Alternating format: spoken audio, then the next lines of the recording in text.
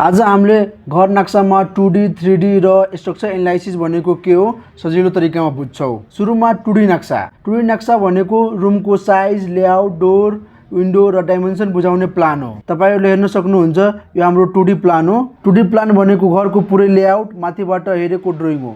जस्तै कुन रुम कहाँ राखेको छ र रुमको साइज कति बाइ कति छ भनेर डाइमेन्सन दिएको हुन्छ। त्यस्तै डोर र विन्डो कहाँ राख्ने र त्यसको डाइमेन्सन कति हुने भनेर पनि देखाइएको हुन्छ। त्यसैगरी 3D डिजाइन। 3D डिजाइन भनेको घर बाहिर र भित्रको कस्तो देखिन्छ देखाउने भिजुअल मोडल हो। तपाईहरुले हेर्न सक्नुहुन्छ यो 3D डिजाइन हो। यसको घरको बाहिरको लुक, वाल, डोर, विन्डो र बाल्कनी र रुफ कस्तो देखिन्छ भनेर भिजुअलाइजेसन गर्न सकिन्छ। त्यसपछि हाम्रो स्ट्रक्चर एनालाइसिस। स्ट्रक्चर एनालाइसिस भनेको कलम, बीम, स्ल्याब, फुटिङ र रिबारको इन्जिनियरिङ डिजाइन हो। यसमा बीम, कलम, स्ल्याब र फुटिङमा कति रड लाग्छ भनेर डिजाइन गरिन्छ, जसले घरको भोल्युम पनि देखाउँछ। अन्तिममा नक्सा पास गर्दा 2D प्लान र स्ट्रक्चर डिजाइन गराउनुपर्छ। 3D चाहिँ घरको भिजुअलाइजेसनको लागि मात्र गरिन्छ। धन्यवाद।